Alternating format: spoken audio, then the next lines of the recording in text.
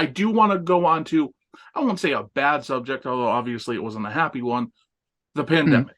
It when it Mhm. hit professional, obviously it hit the world, and we don't need to go into everything that it did there. But for professional Yeah. wrestling specifically, it shut down a lot of professional wrestling. I mean, you had a few companies still managing to run it first, but those Mhm. were without fans and with excessive or with like extreme protocols where you didn't know, like there were no fans, you couldn't see them on it was crazy. And I was talking to Johnny LaQuasto, and he was working for WWE at the time when the pandemic hit, and he was Mhm. talking about how he was the 205 Live was the first show filmed. It didn't air first, but was the first show filmed with no fans. And what a bizarre experience that was.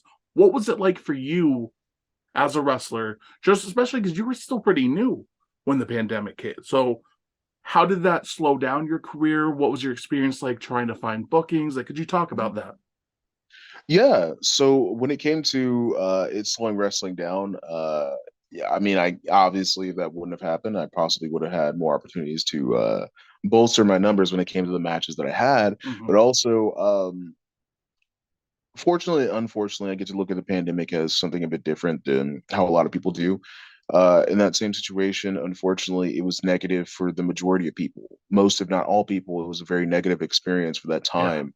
And fortunately for me, it was a very positive experience for most of that. Just because of the fact that that's where I got the opportunity to work with Impact Wrestling.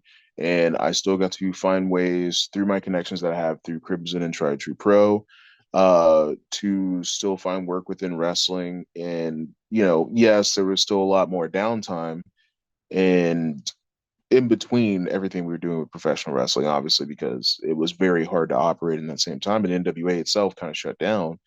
And unfortunately, some people with the NWA happened to leave. And that kind of made way for me to be more of a featured talent. And I'm appreciative of that, even though, again, I don't want anything negative to happen to anybody just for me to get an opportunity. But unfortunately, sometimes that's kind of how the cards end up falling. And that is how And luckily, wrestling works. People are going to yeah. move on, and it gives opportunities for new people to move on up. And Mhm. And I think that gives new opportunities for people to step up. And I think for me, that was where I got the new opportunity to step up. I got the new opportunity to step in and fill roles and fill holes where they sprouted up. And I got to see if I could sink or swim because I was kind of thrust into it. But I had people that were in my corner that believed in me. And the main person who did at that time, because of the situation of the pandemic, who actually had some frequent visits to our training school, was Nick Aldis. He was the person that was behind me to push me to be a more featured star. So, with just the few times we've got to film a few things, I'm not sure if those things will ever like really see the light of day that we got to film at the training school with Nick under his supervision between me and Miguel. Uh, that and then him being a part of our training sessions, giving these impromptu seminars day in and day out, it really helped shape a lot of my professional wrestling, how I saw professional wrestling. It gave me great blocks of a foundation to be a better professional wrestler for the NWA at the time that they did come back. mhm. If it wasn't for Nick's influence, there'd be a lot of things that'd be very different.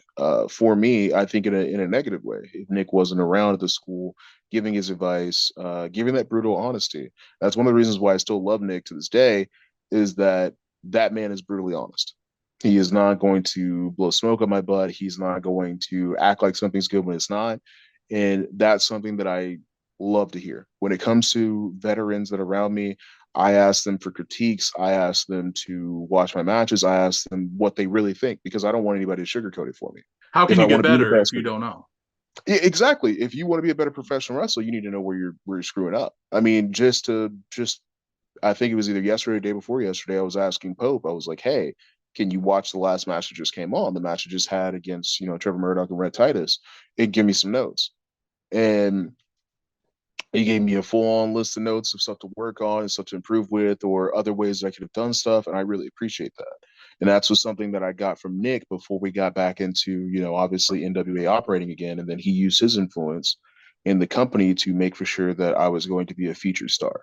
So it's kind of having that belief from him and being able to follow through with that and having that constant supervision here and there before we got back that ended up making it an even better situation for me.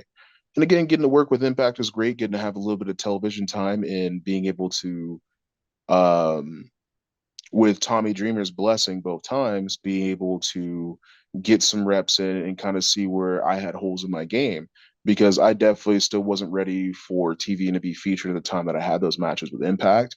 But I was able to have the opportunity to find that out Hmm. because you're going to be confident until you find out, you're not exactly ready. So that's interesting. The pandemic was actually, in a way, allowed you to grow as a performer. Oh yeah, a lot. I think that's where a lot of the growth came from, and it set me on the right path to keep growing when it came to the NWA, because of just sometimes happenstance and serendipity that brought me to where I'm at right now. It's it's a lot of good luck and bad luck in a lot of places to get me where I'm at right now, and I feel like I'm at the best place I could possibly be in.